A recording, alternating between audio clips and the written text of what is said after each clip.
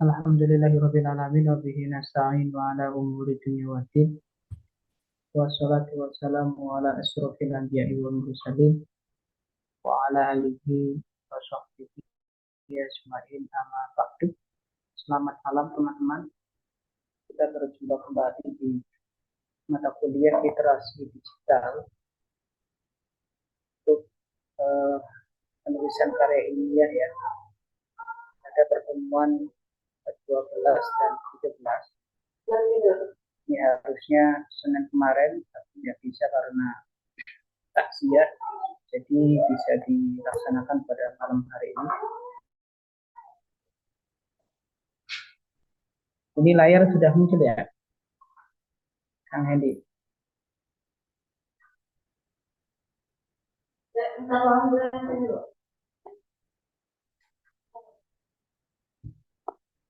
Halo.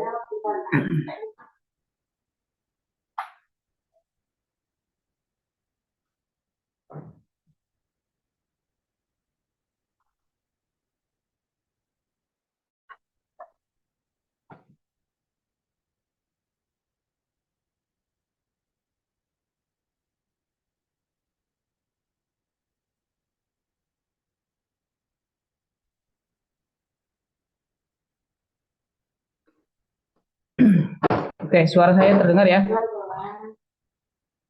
Terdengar, Pak. Oke, ini materinya sudah ditampilkan. Materinya teknik parafrase ya. Kemudian sintesis, merangkum tanpa plagiasi dan membangun argumentasi. Ini menjadi salah satu materi yang penting bagi kaum akademisi, yaitu ketika ingin menulis suatu karya ya, supaya karya yang dihasilkan itu tidak dianggap plagiat ya. Di bagian pertama tentang bagaimana menguasai teknik parafrasa. Yang dimaksud dengan parafrasa adalah mengungkapkan kembali ide atau gagasan orang lain menggunakan kata-kata dan struktur kalimat Anda sendiri tanpa mengubah makna aslinya. Jadi jelas ya, definisi yang dimaksud parafrase itu adalah kita mengungkapkan kembali ide, pemikiran, atau gagasan orang lain ya, dengan menggunakan kalimat kita sendiri tanpa mengubah makna aslinya.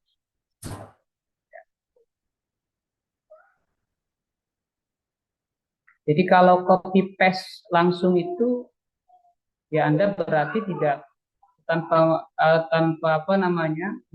melakukan parafrase. Ya berarti itu bukan parafrase. Ya, kita kalau melihat karya tulis orang-orang terdahulu itu baik di jurnal maupun di buku, rata-rata mereka itu kebanyakan isinya itu sudah diparafrase semua struktur kalimat yang disampaikan di dalam karya tulisnya. Ya, kalau dulu kan manual ya, sekarang kita sudah memanfaatkan AI untuk membantu parafrase ini. Jadi parafrase itu penting, satu untuk menghindari plagiarisme, yaitu menjaga integritas akademik Anda. Ya, walaupun kalimat itu sudah diparafrase, ya, kalimatnya sih strukturnya sudah ada perubahan, tetapi tidak mengubah makna aslinya. Anda harus mencantumkan referensi atau kutipannya, karena itu memang bukan ide atau gagasan Anda sendiri, tetapi ide orang lain yang memang Anda rubah struktur kalimatnya saja tanpa mengubah makna aslinya. Tuh. Kemudian, mengapa parafrase itu penting?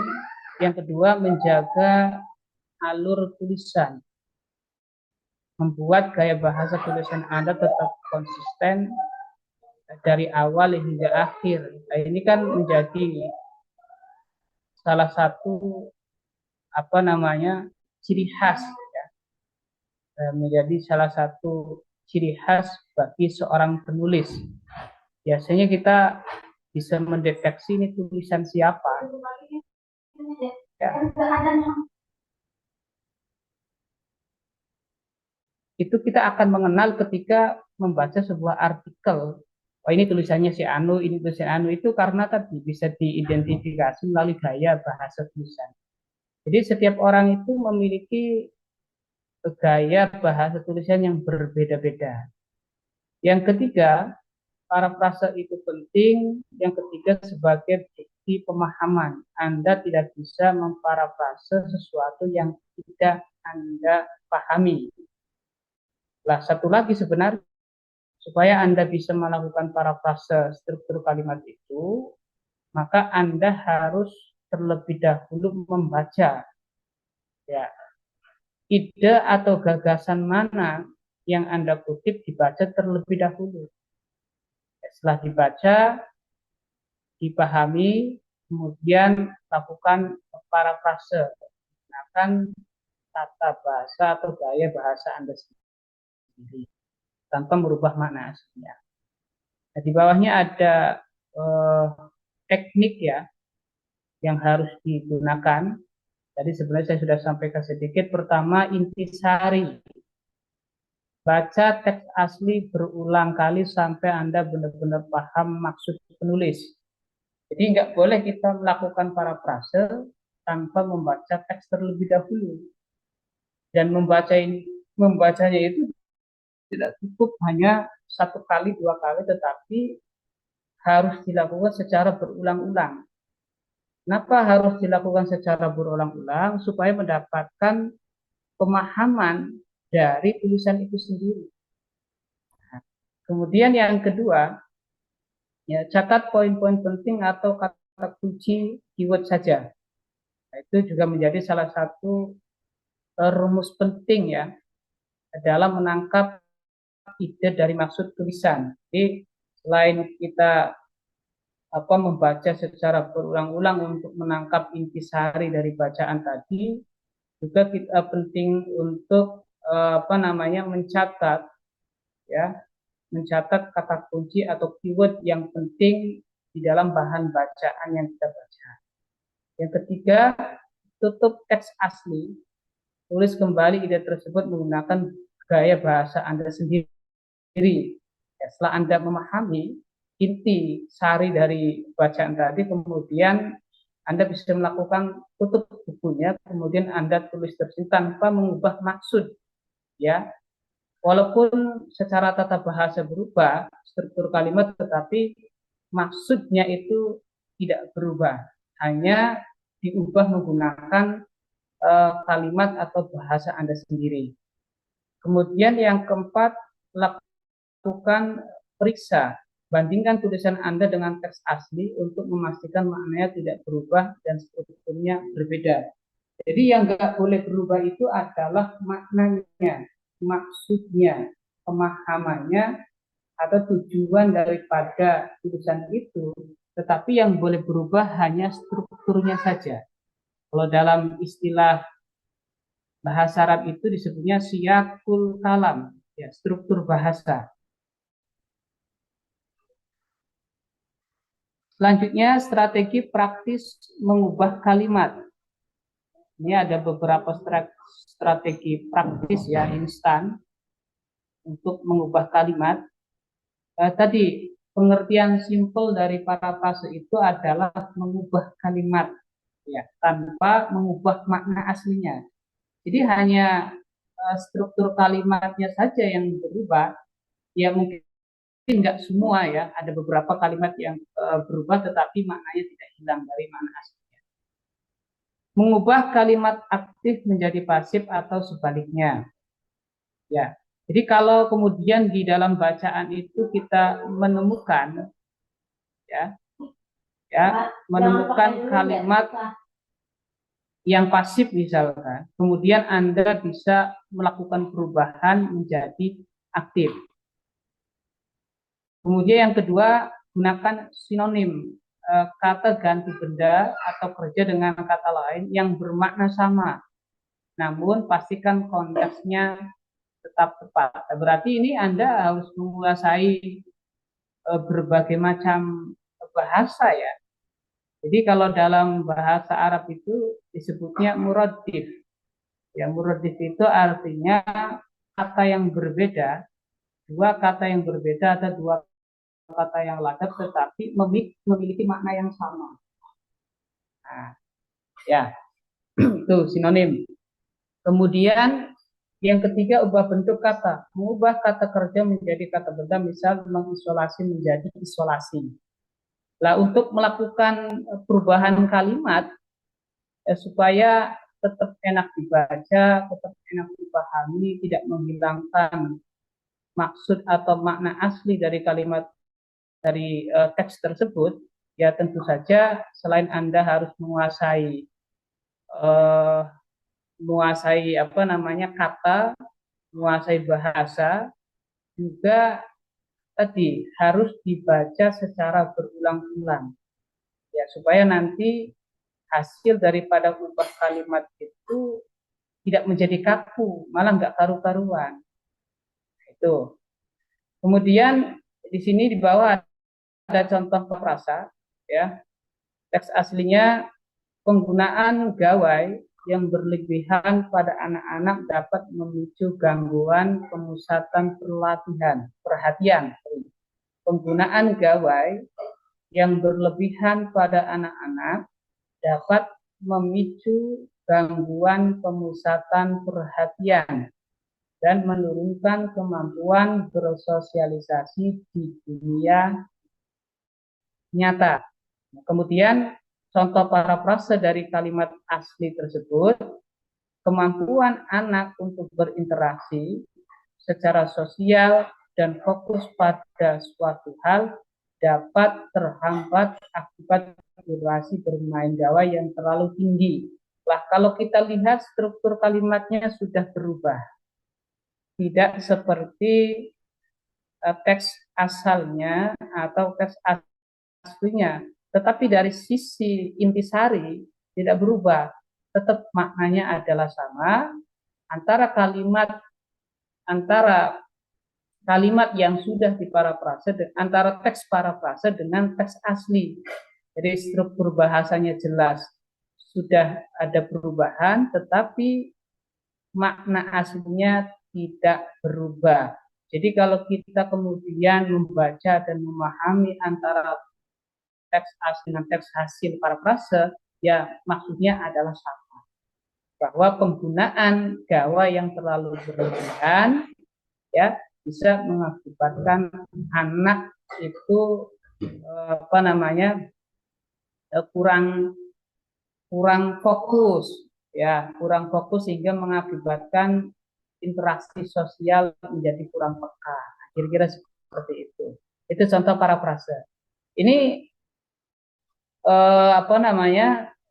Sepertinya ini bisa dilakukan secara manual. Ya. Oke, dari sini ada yang ditanyakan dulu? Halo,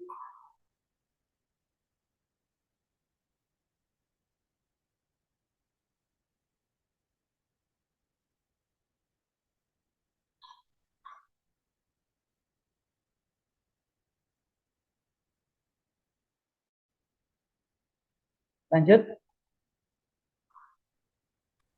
Lanjut, Pak. Oke, tapi kayaknya Anda kalau bikin makalah nggak parafrase dulu ya. Langsung copy paste, tempel, selesai. Oke, yang kedua, soal seni melakukan sintesis. Apa itu sintesis? Sintesis adalah proses menggabungkan dua atau lebih sumber bacaan. Ya, menggabungkan dua atau lebih sumber bacaan di konvergensi. Ya, kalau dalam teori psikologi perkembangan itu istilahnya adalah konvergensi. Ya, menggabungkan dua atau lebih sumber bacaan yang berbeda, ya, bukan yang sama ya. Sumber bacaannya itu berbeda, bukan yang sama, untuk membentuk sebuah kesimpulan atau argumen. Argumen itu bisa dikatakan dalil atau argumen baru, ya, bukan argumen yang sudah ada, tetapi argumen baru yang utuh. Ya. Jika para prasa fokus pada satu teks, sintesis fokus pada hubungan antar teks. Jadi menggabungkan sumber yang berbeda itu tujuannya adalah mencari korelasi, ya, mencari hubungan antar dua teks yang berbeda itu.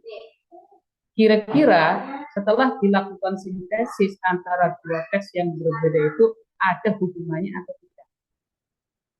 Ada korelasinya atau tidak?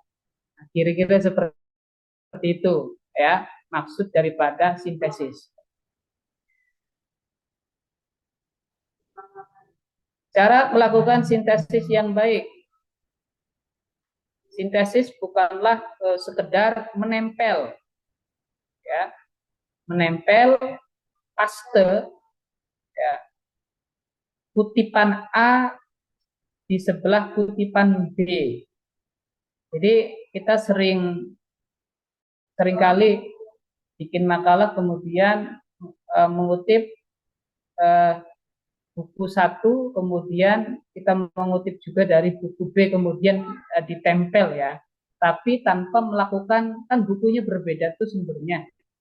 Ya, sumbernya berbeda, asal tempel-tempel saja tanpa melakukan sintesis. Kira-kira kutipan dari buku A atau buku B ini sebenarnya ada korelasinya enggak sih? Ya kan? Makanya ketika kita bikin makalah kadang-kadang bingung. Ya karena tadi teks yang kita masukkan sebagai bahan referensi itu tidak sintetis, jadi nggak karu-karuan. Yang penting asal penuh saja tulisannya. Anda harus mencari benang merah di antara sumber-sumber tersebut. Ini memang kerja akademik yang sulit ya, mencari benang merah titik temu di antara dua hal yang berbeda. Ini ada tabel ya, tabel langkah sintesis. Pertama adalah Anda harus melakukan mapping dulu ya, mapping atau pemetaan. Yang dimaksud dengan mapping itu apa? Cari tahu apa yang dikatakan penulis A. Ya.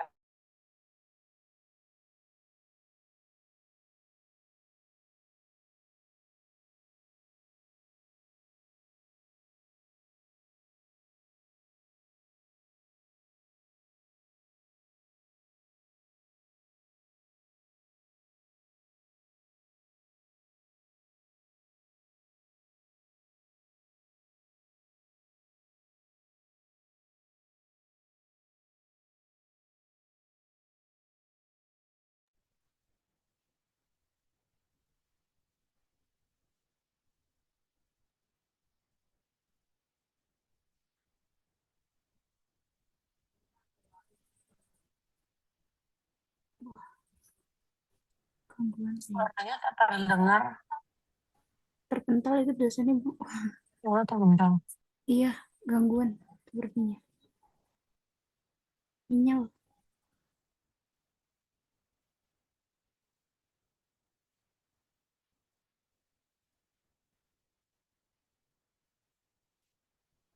Adakah yang mati lampu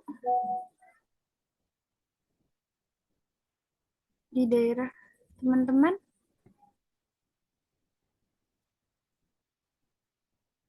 Nggak ada, Mbak.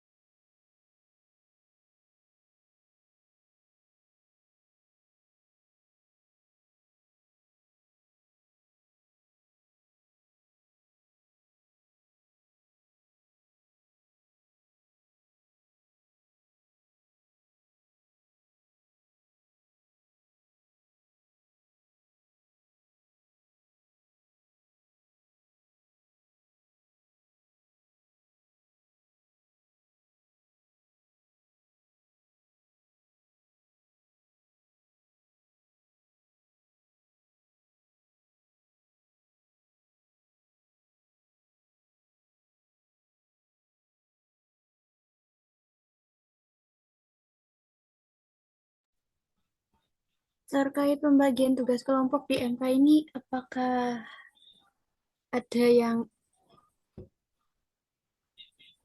mencari nomor-nomor temannya? Bagaimana anggotanya? Bisa dihubungi? Maaf Kak Marfuah, kalau yang tadi tuh pembagian kelompok yang buat jurnal itu ya setiap kelompok yang menentukan jurnal sendiri ya? Gimana Bu maksudnya Bu? Maaf, di sini Itu ada azan. pembagian kelompok kan tentang ini kita suruh buat jurnal ya. Mm-mm. Terus temanya yang menentukan kelompok itu kan, kelompok masing-masing kan ya? Iya, betul. Oh gitu. Oke Kak, makasih. Sami-sami.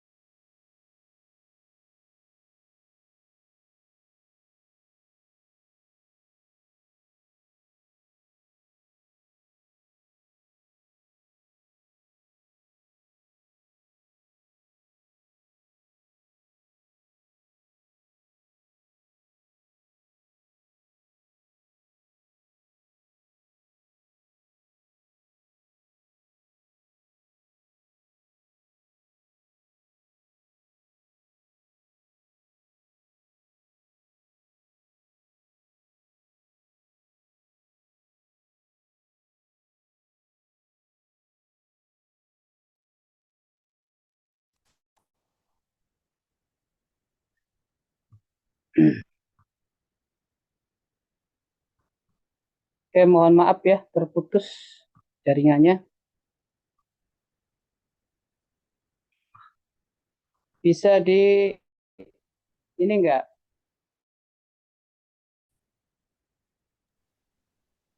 Sudah, Pak. Bisa dilanjut kembali, Pak.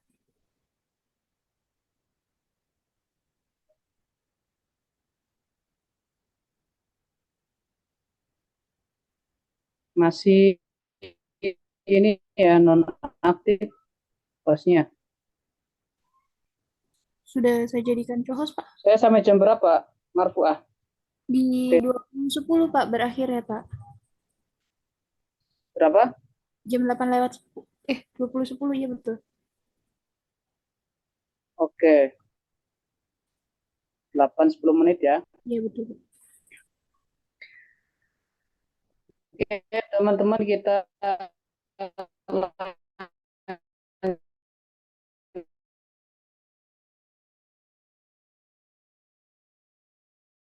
ya. Suaranya terputus-putus. Apa saya Tentu aja? saja sintesis sintesis yang baik itu ada beberapa langkah yang harus dilakukan ya. Ya, yang dimaksud dengan mapping itu Anda mencari tahu apa yang dikatakan penulis A, penulis B, dan penulis C tentang topik yang sama.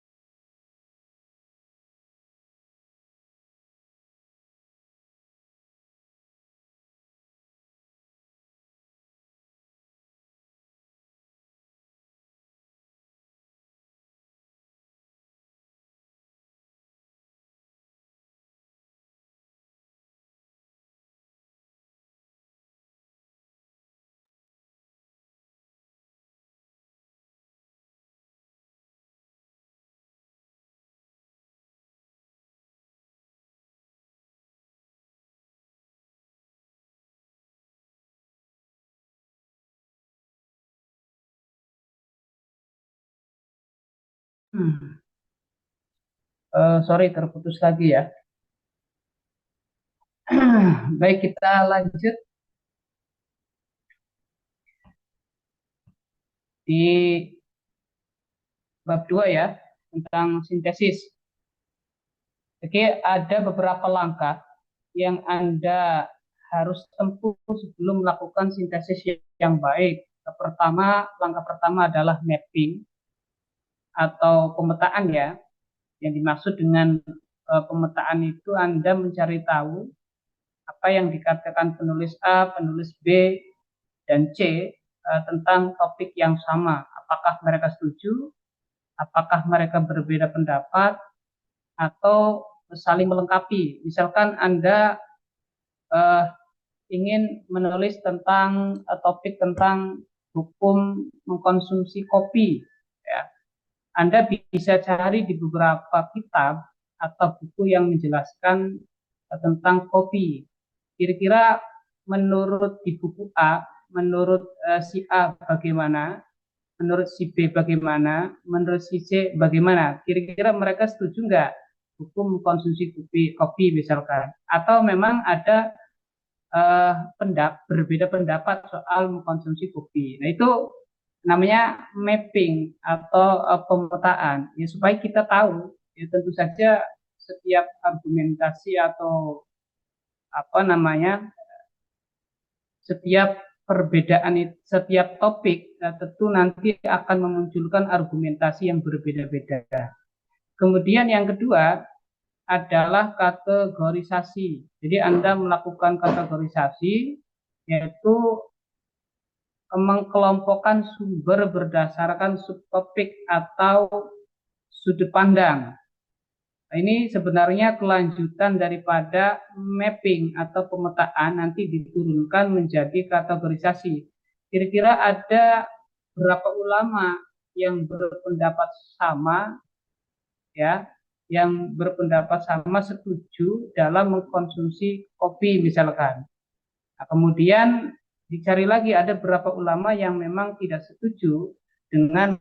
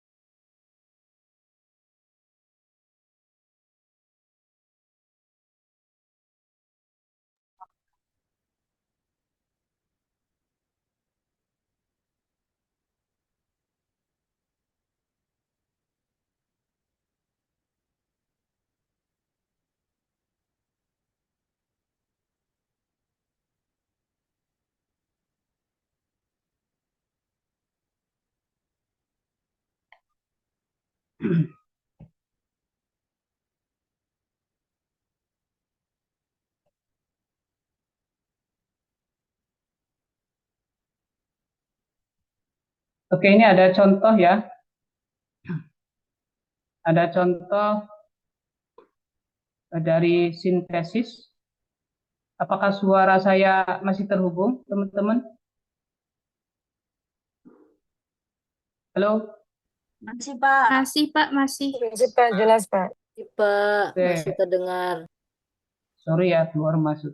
Ini ada contohnya ya, sumber A. Topiknya metode belajar aktif meningkatkan retensi memori siswa secara signifikan. Ini ada dalam buku yang ditulis oleh Budi tahun 2021.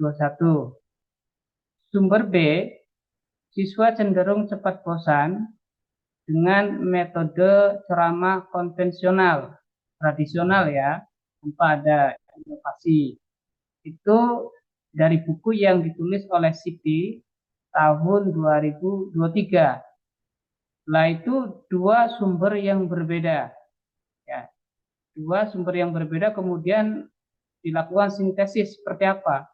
Pembelajaran konvensional berbasis ceramah seringkali memicu kebosanan pada siswa menurut Siti. Ya, oleh karena itu, penerapan metode belajar aktif sangat diperlukan karena terbukti mampu meningkatkan daya ingat mereka terhadap materi pelajaran. Itu yang ditulis oleh Budi. Ini yang kemudian disebut sebagai sintesis. Jadi dua sumber yang berbeda tetapi memiliki hubungan. Ya, hubungannya tadi, ya pertama, kalau menggunakan pembelajaran konvensional maka pembelajaran menjadi monoton, bosen, ya, kurang aktif, siswanya mungkin cenderung ngantuk. Tetapi kemudian ketika menggunakan belajar aktif, maka siswa akan cenderung tidak monoton, tidak bosen. Jadi ini ada korelasi, ada hubungan. Ya, hubungannya apa? Ya terkait pembelajaran tadi. Ya, hubungannya itu. Oke, kemudian bab yang ketiga, merangkum tanpa plagiasi. Bagaimana cara merangkum tanpa terlibat plagiasi? Yang dimaksud dengan merangkum itu sendiri adalah mengambil poin-poin utama dari sebuah teks panjang, ya, dan menyajikan secara ringkas, ya, ikhtisar lah, resume. Nah, Anda kalau ada tugas resume itu berarti meresume buku atau satu topik dari buku yang ditugaskan oleh dosen, berarti itu tugas Anda merangkum dari teks panjang yang ada di buku itu. Ada aturan dalam merangkum itu, pertama lebih pendek ya, rangkuman harus lebih jauh, lebih singkat ya, jauh lebih singkat dari teks asli. Kalau teks aslinya ada 10 halaman, maka ketika dirangkum bisa menjadi 5 halaman atau 3 halaman. Jadi lebih ringkas daripada teks aslinya. Yang kedua, gunakan kata kunci, bukan frasa kalimat. Jangan pernah melakukan copy paste 3 sampai 4 kata berturut-turut dari teks asli. Memang nanti kerja merangkum itu akan sulit ketika dilakukan secara manual. Tetapi bagi Anda yang biasa melakukan resensi buku, merangkum itu menjadi tugas yang sangat menyenangkan ya, bukan membosankan, terutama bagi orang-orang yang memang suka membaca buku. Ya, tetapi bagi yang tidak suka membaca buku, ya dia akan merasa beban, kesulitan untuk merangkum itu. Ya, tapi sekarang kita disuguhkan dengan berbagai macam alternatif, yaitu menggunakan rangkuman ya berbasis digital AI. Tinggal kita masukkan teksnya, kemudian kita langsung memasukkan prompt perintahnya untuk merangkum teks yang diupload tadi, maka hasilnya akan menjadi sebuah rangkuman. Ya, tetapi itu juga perlu dicek kembali apakah rangkumannya betul atau rangkumannya ngaco. Jangan sampai rangkuman yang dihasilkan dari AI itu ternyata berbeda isinya dengan teks aslinya. Kemudian yang ketiga, tetap wajib cantumkan sumber. Ya, meskipun menggunakan kata-kata sendiri, ide tersebut tetap milik orang lain. Tadi seperti parafrase ya. Jadi Anda merangkum dari sekian tulisan yang panjang menjadi ringkas menggunakan gaya bahasa Anda sendiri. Karena itu bukan ide Anda sendiri, bukan gagasan Anda sendiri, maka wajib bagi seorang akademisi untuk mencantumkan referensinya. Ya. Nah, kalau Anda menggunakan citasi secara digital seperti Mendeley, Zotero, ya Anda nanti ini ya modelnya bisa menggunakan ini apa dan lain-lain. Ini di bawah selanjutnya ada beberapa jenis plagiarisme yang harus Anda hindari. Yang pertama namanya plagiarisme kata per kata, menyalin langsung tanpa tanda kutip. Ya. Kemudian yang kedua, plagiarisme kain perca, patchwork, mengambil potongan kalimat dari berbagai sumber dan menggabungkannya tanpa sitasi. Ya, jangankan tanpa sitasi, ya tanpa tanpa melakukan sintesis juga, ini kan berbahaya sebenarnya.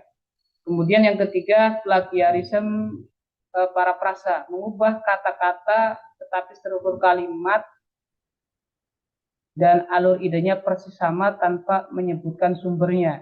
Jadi walaupun Anda sudah melakukan paraprase, mengubah kalimat, struktur kalimatnya berbeda, ya, isinya tetap sama, tidak merubah makna dari teks asli, tapi Anda tidak mencantumkan sumbernya, maka tetap dikatakan plagiarisme jenis parafrase. Kira-kira itu. Kemudian yang selanjutnya di bab 4, membangun argumentasi yang kokoh. Ya, sebuah tulisan ilmiah tidak akan bernilai jika hanya berisi rangkuman teori. Nah, kita sering lihat di beberapa skripsi, misalkan di bab 2, landasan teori itu, ya, isinya itu rangkuman teori semua. Ya, tanpa Anda melakukan sintesis, tanpa Anda melakukan syarah atau komentar terhadap teori yang digunakan misalkan. Kadang-kadang teori yang dicantumkan di landasan teori bab 2 itu kadang-kadang nggak nyambung juga ketika Anda cantumkan di proposal skripsi.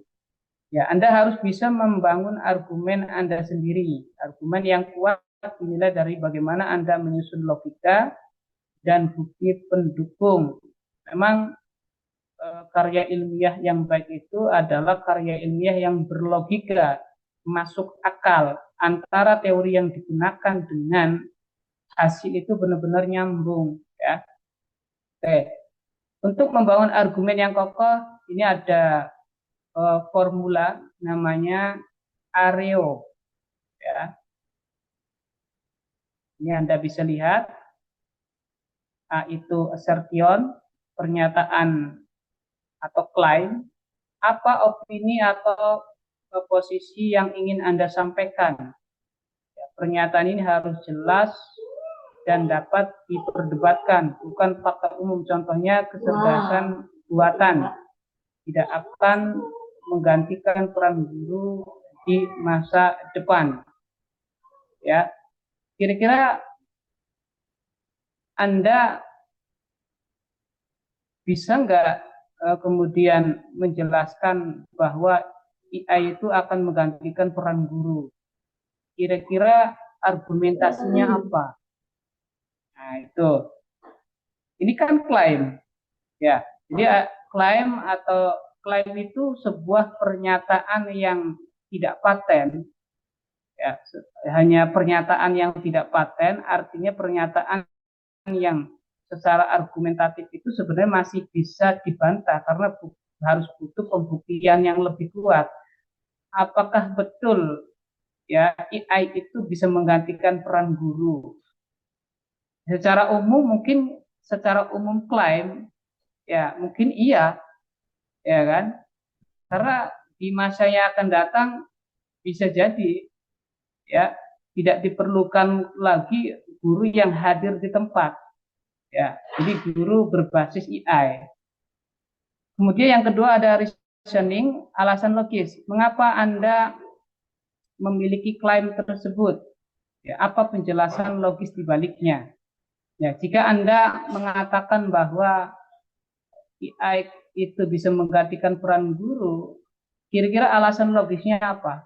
Nah, contoh misalnya di sini ada contoh lainnya, sebab proses mendidik tidak hanya mentransfer informasi, tetapi juga melibatkan empat. Nah ini kan berarti orang yang memperdebatkan soal kecerdasan buatan yang bisa menggantikan peran guru. Nah dia mengatakan nggak logis, ya nggak logis tetapi dia harus memiliki alasan logis untuk membantah klaim bahwa AI itu bisa menggantikan peran guru di masa yang datang.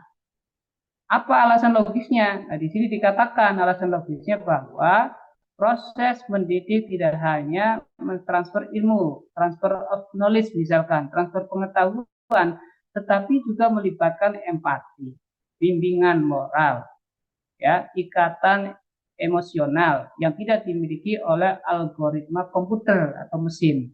Ini kan logis. Berarti klaim yang mengatakan bahwa di masa yang akan datang AI bisa menggantikan peran guru ini bisa terbantahkan. Itu yang disebut dengan alasan logis. Kemudian ada yang ketiga adalah evidence, bukti atau data. Mana buktinya?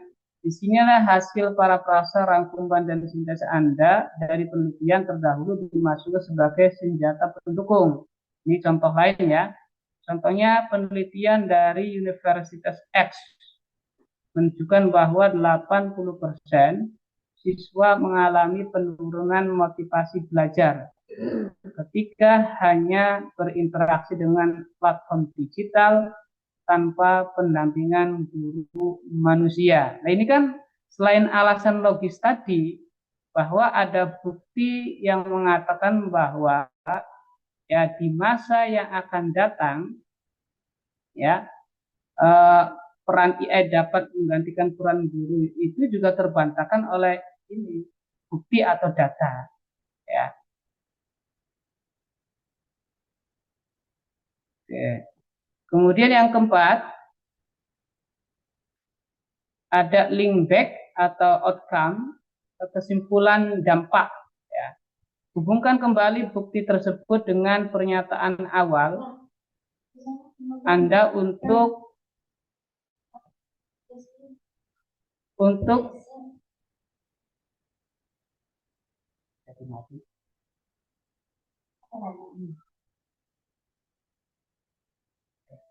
Oke, hubungkan kembali bukti tersebut dengan pernyataan awal Anda untuk menegaskan poin Anda. Ini ada contohnya. Dengan demikian, meski AI dapat mengoptimalkan aspek administrasi pembelajaran, kehadiran guru manusia tetap menjadi pilar utama yang tergantikan dalam pendidikan. Nah, itu kan outcome-nya ya. Jadi kita bisa melihat bahwa AI hanya berperan sebagai alat atau instrumen yang dimanfaatkan untuk membantu, bukan menggantikan peran guru. Oke.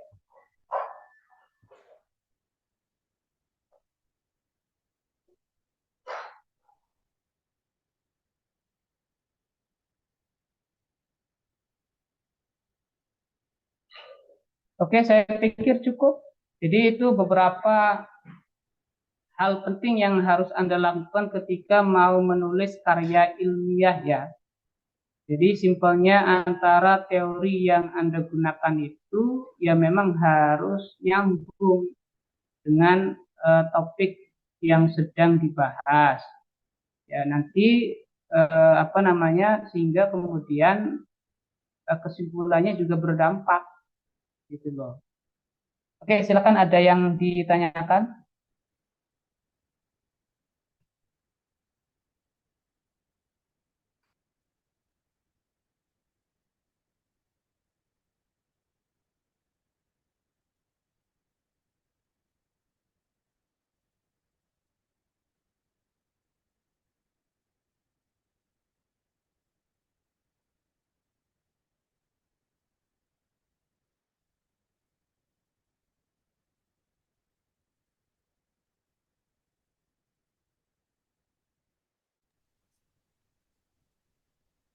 Ada di forum chat Pak. Pertanyaannya mungkin daripada Dan Pak. Oh gitu. Iya, Bisa dibacakan? boleh. Untuk yang pertama daripada Dan itu, kalau kita mau belajar untuk fokus dan serius dalam membuat artikel dan jurnal, apakah kita harus mulai menghindari atau mengetahui plagiasi? Yang keduanya, kurang jelas. oh, Sebentar dulu. oke. Yang tadi kurang jelas. Yang pertama itu, Pak Dadan itu bertanya, kalau kita mau belajar untuk fokus dan serius dalam membuat artikel dan jurnal, apakah kita harus mulai menghindari atau mengetahui plagiasi? Ya. Terus pertanyaan yang kedua, Yang keduanya itu biasanya artikel atau jurnal internasional tuh kebanyakannya kuantitatif atau kualitatif, Pak? oke, benar ya.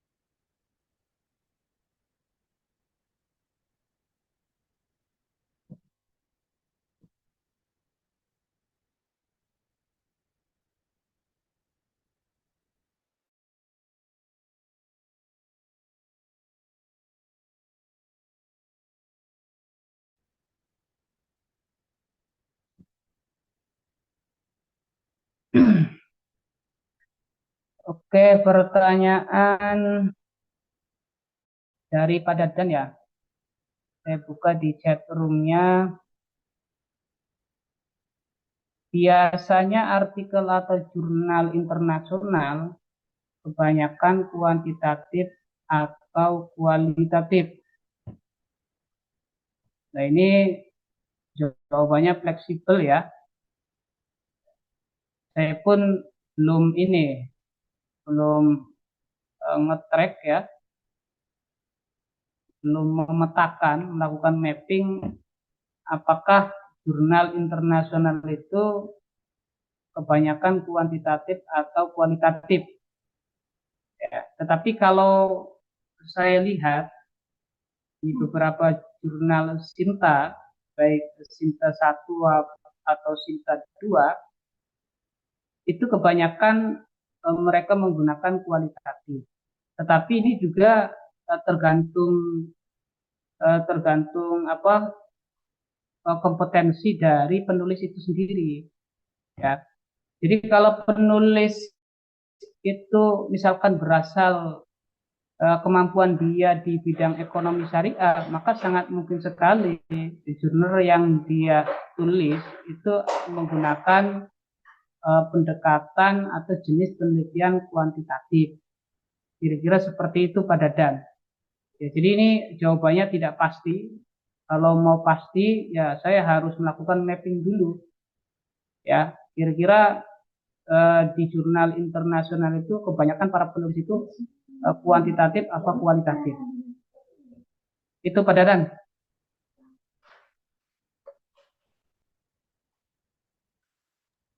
Baik, Tapi Pak. kalau mau mudah ya kualitatif ya. Kalau menurut saya yang terbiasa kualitatif.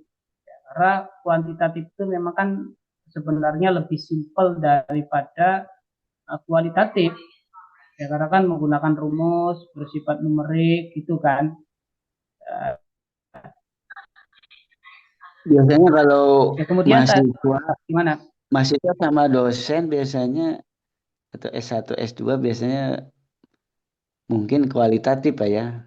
Kalau misalkan disiplin ilmunya atau penelitinya misalkan berbasis di bawah apa kayak pemerintahan, departemen gitu, negara gitu biasanya itu kan skalanya luas gitu kan. Sensus kayak data data data satu negara lah gitu mungkin kuantitatif tapi kalau mungkin Ya, kayak akademisi mungkin ke rata-rata mungkin ya Pak ya mungkin kalau akademisi itu kualitatif ya.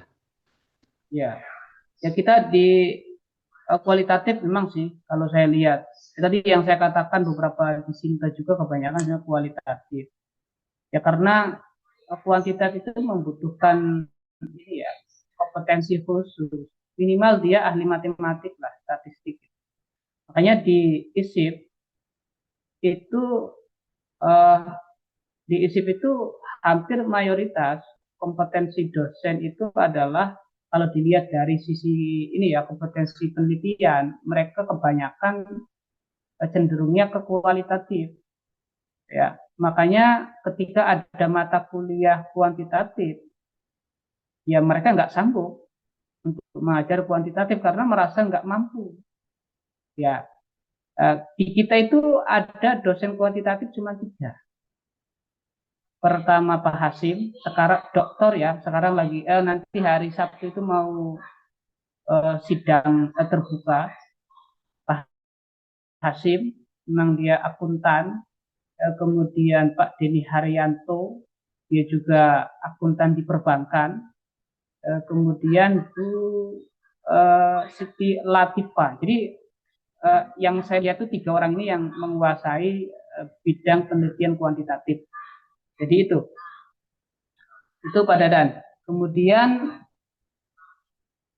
Titi ini ya, izin bertanya Pak, bagaimana cara membedakan antara reason yang benar-benar menjelaskan hubungan sebab akibat dengan reason yang hanya tampak logis, tetapi sebenarnya tidak memiliki hubungan yang kuat dengan evidence yang digunakan.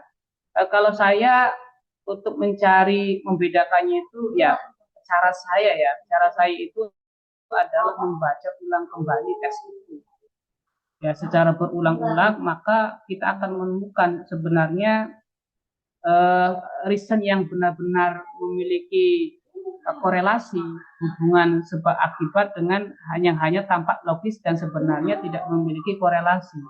Nah itu bisa dilakukan CTI ini dengan cara membaca secara berulang-ulang.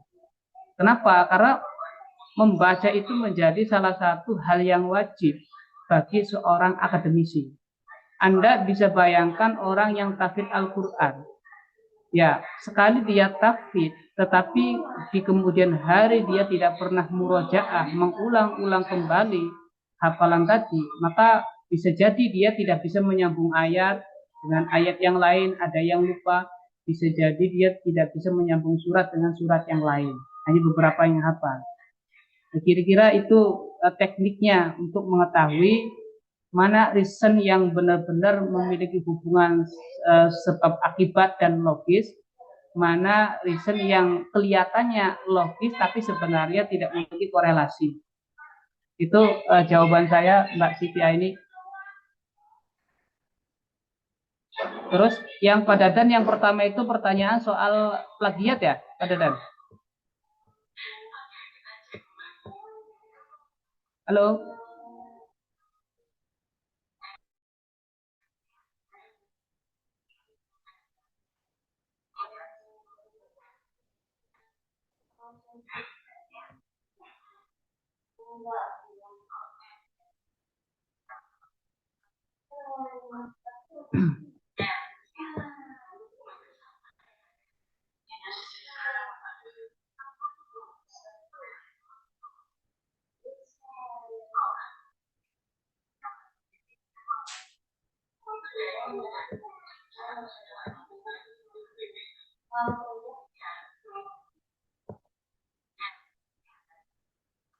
Mbak Matbua, pertanyaan pertama soal plagiat, betul? Iya Pak, betul. Pertanyaan daripada Daniku, beliau bertanya kalau kita mau belajar untuk fokus dan serius nih dalam membuat artikel dan jurnal, apa kita harus mulai menghindari atau mengetahui plagiasi itu dulu Pak? Mengetahui dong. Ya, jangan menghindari. Kalau menghindari nggak bisa lah.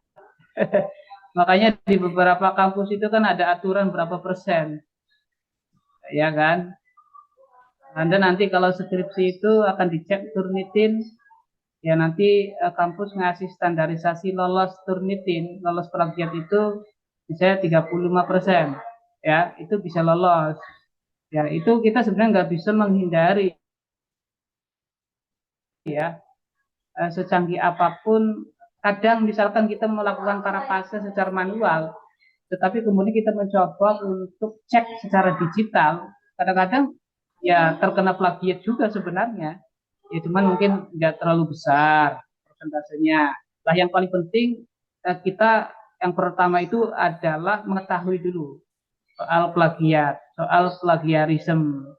Artinya secara kognitif, secara pengetahuan kita paham betul apa itu plagiarisme. Baru kemudian selanjutnya adalah cara untuk menghindari seminimal mungkin lah. Kalau maksimal 100% kayaknya sulit, tapi seminimal mungkin kita bisa menghindari dari penyakit plagiat tadi. Nah itu. Izin Pak, begini, ada penguji yang memeriksa hasil, misalkan hasil skripsi atau tesis atau disertasi ya, atau artikel. Kadang itunya tulisannya itu sempurna Pak. Padahal itu bukan AI, tapi malah dicurigai AI gitu kan, hasil AI, bantuan AI. Itu eh, jadi kalau misalkan ada yang salah-salah, banyak yang salah ketik, typo atau itu kadang-kadang kan itu sepertinya memang dibuat oleh manusia gitu. Tapi kadang-kadang kalau kita mau lagi sempurna malah di ini apa disangka hasil AI gitu Pak. Ada kayak gitu Pak. Ya paling kita harus bisa membuktikan ke beliau. Kita juga sebenarnya bisa menyangkal apa argumentasi Bapak mengatakan bahwa ini adalah hasil AI, gitu kan? Sebenarnya kita bisa mengajukan pertanyaan dan kita punya bukti Pak. Kalaupun saya menulis manual, ini ada buktinya, bukunya saya bawa, ya kan? Ini ada artikel yang saya kutip, saya cantumkan sesuai dengan prosedur, gitu. Jadi tadi kita memang harus apa namanya melampirkan bukti ya, melampirkan bukti.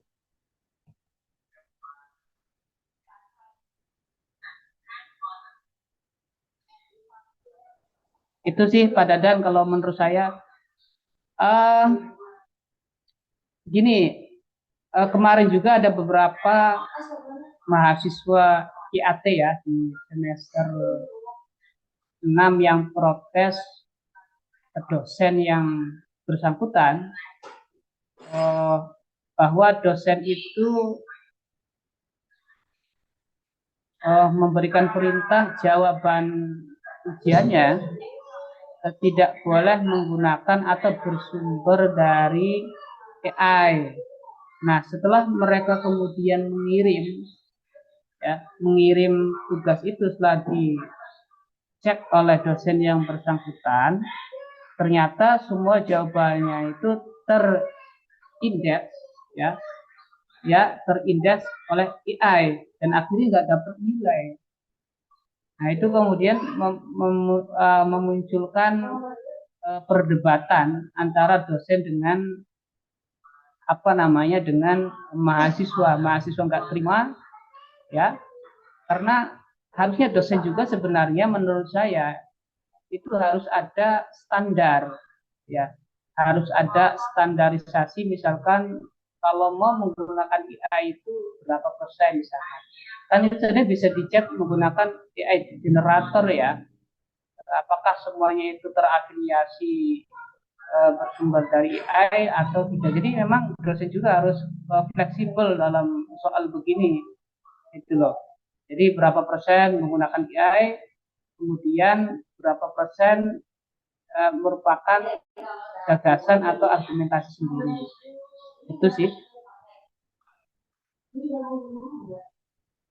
Kayaknya kalau untuk mahasiswa kayak S1 terus kemudian PJJ kayaknya harus ada ya mungkin ini Pak mafhum karena keterbatasan tapi kalau itu. Ya, ini ada ini ya, Zero GPT ini bisa menggunakan parafase ya. Jangan saya Eh,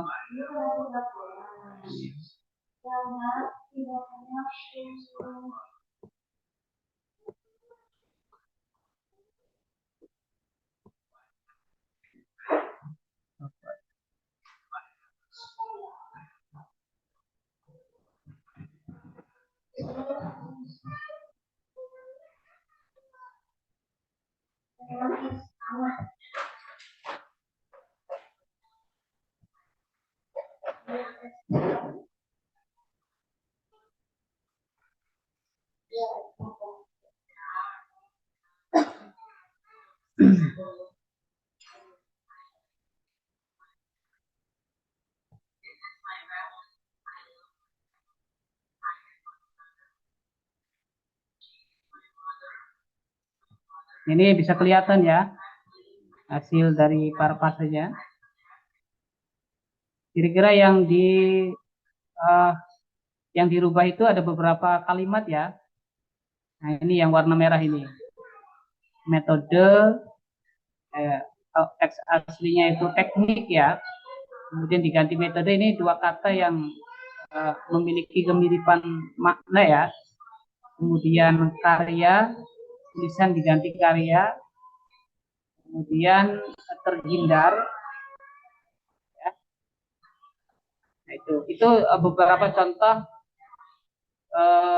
parafrase menggunakan ini ya, bantuan AI. Ini sebenarnya lebih mudah, lebih kelihatan mana teks asli, mana teks yang sudah dirubah. Itu. Tapi ini kalau gratis hanya 300 kata ya. Kalau mau sampai 10.000 ini harus di-upgrade, tentu saja berbayar. Tidak. Ya, kalau yang free memang ada batasannya. Jadi kalau ingin mudah ya Anda bisa memanfaatkan ini, nulis artikel, nulis makalah. Jadi jangan langsung copy paste ya, diparafrase dulu lebih baik. Itu setelah diparafrase kemudian Anda bisa cek tuh kira-kira dicek plagiatnya misalkan berapa persen.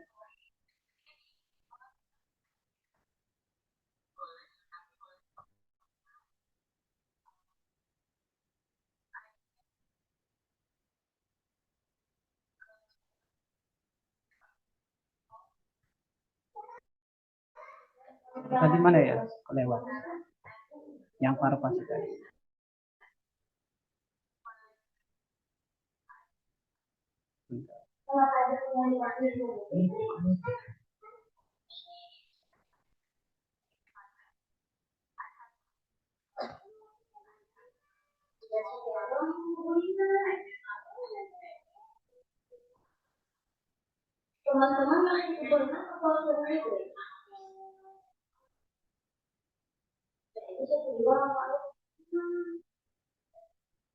Kayaknya berat ya.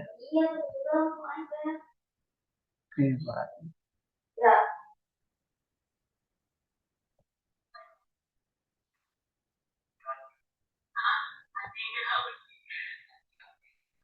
Oke, teman-teman, itu materinya.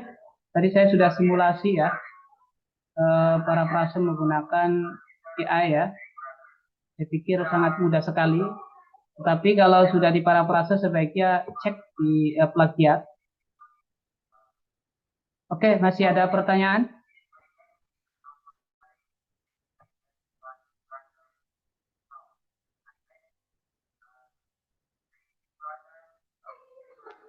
Apa cukup?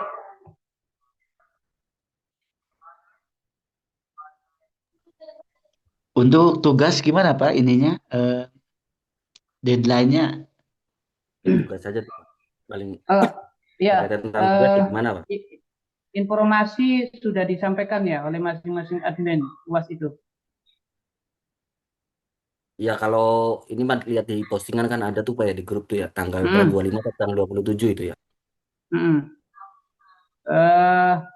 Ya, kalau kelas PJJ itu dari tanggal, kalau nggak salah ya, seingat saya 27 sampai 3 Juli atau 25.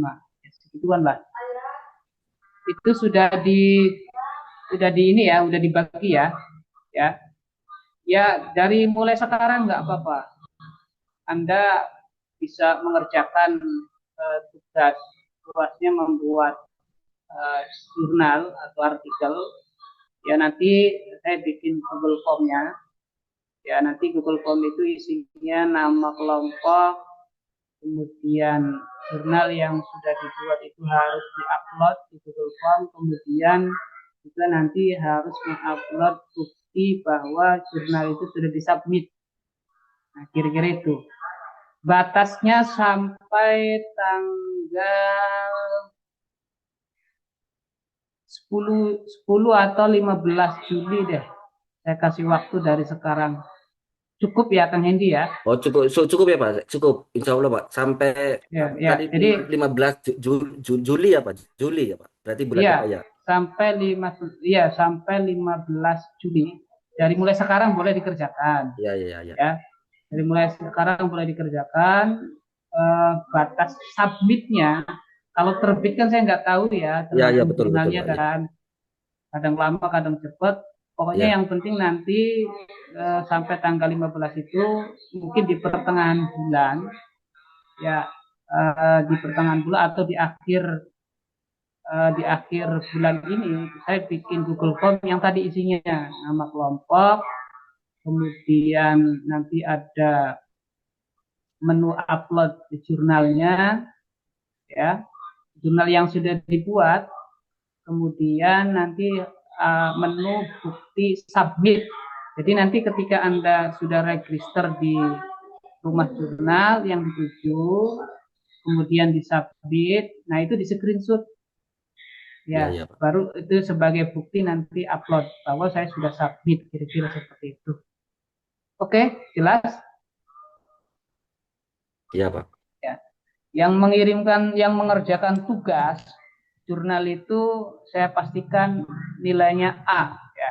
Tetapi bagi yang tidak mengerjakan jurnal ya tentu nanti saya ada pertimbangan lain, nanti saya lihat kehadirannya ya, nanti Nah, kalau kehadirannya iya Pak. Karena kan tadi kan kelompok kan begini Pak ya. Termasuk saya ya tuh kan nyeleksi nih Pak di ini nih. Karena setiap kelompok yang biasa aku bagian tugas presentasi ada aja lah temen yang nggak aktif segala macam. Nah, bagaimana kalau ada misal teman grupnya nggak aktif tuh Pak? Apa dilaporkan itu atau tidak itu? ya dilaporkan dong, artinya masing-masing kelompok atau kosma harus objektif ya, supaya nanti pemberian nilai itu adil ya, gitu loh. Misalkan dia nggak ikut nih, namanya tetap nongkrong di jurnal, tetapi dia sebenarnya secara fakta nggak pernah ikut nulis bareng, ngobrol bareng, rumusin jurnal tuh topiknya apa, misalkan ya kan, nggak pernah sama sekali di kontak, nggak aktif. Nah itu ya berarti nggak dapat nilai, itu saja. Gitu loh, Kang Rohendi. Ya, siap. Jadi Atau misalkan gini, ya misalkan gini, ya silakan kebijakannya ada di masing-masing ketua kelompok, tapi harus objektif ya, ya. supaya tidak menimbulkan kecemburuan. Jadi Ya, betul. dikontak nggak aktif, ya sudah nggak usah dimasukkan namanya di jurnal itu. Gitu loh. Ya. Oke? Ya, Berarti siap. diusahakan dulu untuk menghubungi ya Pak ya, sebisa mungkin. Iya, makanya sekarang kan waktunya panjang nih. Anda jangan sembarangan bikin jurnal, diusahakan maksimal bagus. Karena untuk kedepannya juga kan ini menjadi nilai plus Anda sendiri jurnal itu. Jadi dikomunikasikan dulu dengan kelompok nih. Kira-kira ngobrol apakah kopi darat atau melalui online Zoom atau melalui melalui WA, misalkan ada grupnya sendiri. Jadi harus diobrolkan dulu. Sekiranya ada mufakat, ada kesepakatan bersama. Gitu. Oke ya. Iya Pak. Untuk ini Pak, ada Hendi yang dan bertanya. kawan-kawan. Ada yang bertanya Pak. itu harus tembus Gimana? ke sini tak Pak? Artikel kita itu. Kalau nggak harus, ya saya nggak terlalu berat. Yang penting dia sudah tersubmit di jurnal terakreditasi saja. Jurnal terakreditasi itu artinya jurnal yang terindeks misalkan di GS, Google Scholar, itu atau cross Google check Scholar ya Pak, misalkan. ya, ya. Ya, itu minimal itu. Karena kalau misalnya nggak terindeks di GS, itu nggak akan muncul. Nggak bisa, Ya, kalau ya, ya dosen Pak. tuh nggak dapat nilai kredit, nggak ada kumnya gitu loh. Ya, Hmm, ya syukur-syukur bisa Anda mau Sinta 5, monggo. Tapi saya nggak mewajibkan ya. Terserah. Kan kalau ya, Sinta ya, ya. 5, Sinta Kalau 6 itu kan Sinta 3, Sinta 2 lama itu pas tahun kayaknya 6 bulan Pak. iya, kalau Sinta 5, Sinta 6 itu sebenarnya dalam hitungan hari bisa, Bisa cuman kan cepat ya. bayar. Ya, ya. Antara 500 sampai 600. Nah, itu saya serahkan ke Anda kalau mau harus singkat, tapi saya nggak mewajibkan. Yang Ya, ya, penting ya. artikel Siap, siap. itu bisa submit di jurnal yang sudah terakreditasi. Makanya silakan Anda cari artikel yang dicek dulu rumah jurnalnya. Kira-kira ini artikel robot palsu. Karena saya kemarin lihat di Facebook, di grup dosen itu ada yang upload. Ini saya udah bayar, LOA-nya udah keluar, tapi ternyata jurnal nggak publis-publis. Orang yang bersangkutan dihubungi nggak aktif. Berarti kan ini kan palsu. Ya, LOA-nya pasti editan itu palsu, bukan Enggak Pak. LOA yang Oh iya, ya bisa jadi begitu. Enggak Pak, iya coba karena cek punya saya karena tuh. gini, Oh iya, silakan dulu Pak, silakan Pak. karena gini, setelah yang bersangkutan konfirmasi ke rumah jurnal yang dituju, ternyata memang si orang tadi tuh nggak pernah setor jurnal tadi, gitu loh. Jadi nggak tahu kalau ada jurnal yang mau dipublish, kemudian tiba-tiba mengeluarkan LOA, kemudian sudah transfer ke orang itu. Nah ini kan maksudnya kita perlu waspada, jangan Iya, sampai ya. kita kemudian rugi bandar lah, kira-kira gitu. Ya, gitu, Andi gimana? Kasus saya kan gini Pak. Saya kan sama Pak. Yang non Sinta itu kan udah keluar di Google Scholar ya Pak ya. Tapi saya sih Hmm, masih meyakini itu tuh ya kan predator itu Pak. Gimana itu Pak ya? predatornya gimana? Iya, tapi memang terindeks Pak di Google Scholar tuh saya tuh udah keluar tulisannya Ya, tuh. Benar Pak, udah keluar tuh, bisa dicari segala ya. macam. Hmm, Pakai DOI juga bisa dicari. hmm, Ya memang prosesnya sehari Pak. Sehari itu Pak. hmm. Ya memang kalau jurnal yang berbayar itu sebenarnya yang berbayar itu bisa cepat bisa lama. Ya, ya kayak bisa sehari Oh. bisa. Karena Iya, bisa iya Pak. juga Ya ini dimundurkan. pengalaman saya nih Pak, pengalaman Ya pribadi kita apa ya? mau iya, Malam ya itu saya ditawarin mau serahkan itu publish. Pak, artikel tuh, ya kan. Ya, Nah, nah ini yang punya jurnalnya itu bilang begini sudah nanti ya kan masalah template-nya kami yang rapikan. Iya benar Pak. Nah pagi itu saya dikirimi LOA, terus nanti siang nih terbit nih ya. Nanti tolong nanti tunggu 1 mingguan. Nanti terindeks ke di mm-mm, Google Scholar. Nah ternyata benar Pak. Setelah mm-mm, sepekan itu saya cek di Google Scholar ada Pak. mm-mm. Itu Berarti benar sebenarnya itu secara Pak. OJS, Iya ya iya. secara OJS benar. Iya. Maksudnya gini, jurnal robot itu gini. Anda lihat di tim reviewernya itu mereka itu asli atau enggak atau asal comot misalkan. Walaupun sebenarnya terindeks GS, tapi kadang-kadang kan reviewer dan editornya itu kadang-kadang asal comot saja, nggak izin dulu karena itu kan ada suratnya. Itu mereka menjadi reviewer itu ada suratnya, ada SK-nya, nggak sembarangan itu. Gitu. Jadi soal upload soal itu tergantung adminnya. Jadi Kang Hendy bisa saja kita upload sekarang besok sudah publish yang penting bayar Iya gitu iya kan. Pak betul. Ya, Kadang-kadang bulan dan tahunnya bisa diundurkan. mundur ya Kita ya. Ya. uploadnya ya mintanya di 2025 bisa. Iya iya. Itu Ya. bisa disetting, bisa diatur. Ya, itu teknis sebenarnya. Gitu. Siap, makasih Pak. Oke, ada lagi. Jadi sudah paham ya soal aturan tugas mata kuliah saya ya. Tuh. Oke, teman-teman, Ya. Sudah paham cukup. teman-teman. Silakan teman-teman Jangan ada sampai pertanyaan ya, juga. jangan sampai nanti bingung nih. Ya, jangan sampai nanti bingung ini. Berarti minggu depan kita terakhir Kang Hendy ya. Ya, Pak. Ya, pertemuan terakhir. Ya ini nanti absennya normal saja Kang Hendy. Ya, siap, siap. 1 sampai 14. Karena kita kan nggak punya banyak waktu karena kan banyak yang tertinggal. Iya, Saya betul, Pak. pakainya resume pertemuan saja. Iya. Aman ya teman-teman. Jadi tinggal Pak kirimkan terkait tentang bukti submit. Terus juga ya kan bukti artikel. Artikelnya tuh dikirim juga Pak ya. Mm-mm. Jangan lupa nama sayanya dicantumkan. Ya, oh ya. Ya itu barangkali ini. Teman-teman jangan lupa nanti ya kan semua grup tadi grupnya kan ada 8 itu Pak.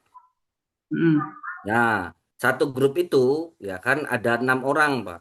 Ada satu grup yang Mm-mm. 5 orang. Jadi Mm-mm. 6 semua nanti ya kan tolong ditambahkan nama Pak dosen ya. Mm-mm.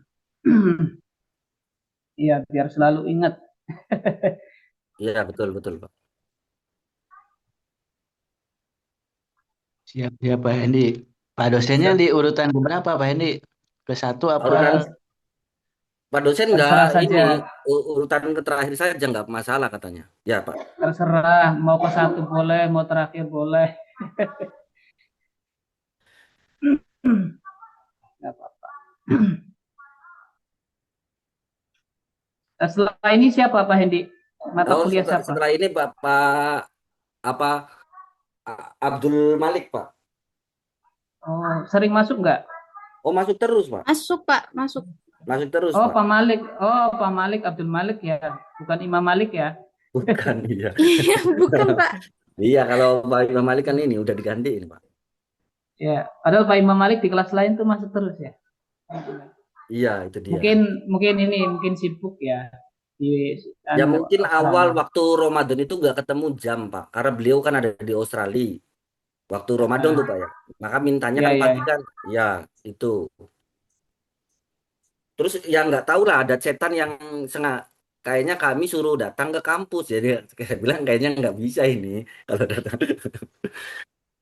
Oh, sepertinya dia nggak paham bahwa Iya itu. Anda ini kelas PJJ. Jadi dia itu pulang kampung sama istrinya. Jadi pengen ke kampus mungkin ya, sekalian isi kuliah. Ya wis, mungkin kita cukup ya, Kang Hendy dan teman-teman ya, Dadan.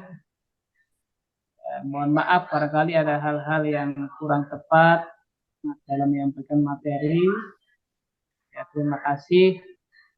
Mari kita tutup bersama dengan baca hamdalah. Alhamdulillah. Alhamdulillah. Assalamualaikum warahmatullahi wabarakatuh. Waalaikumsalam warahmatullahi wabarakatuh.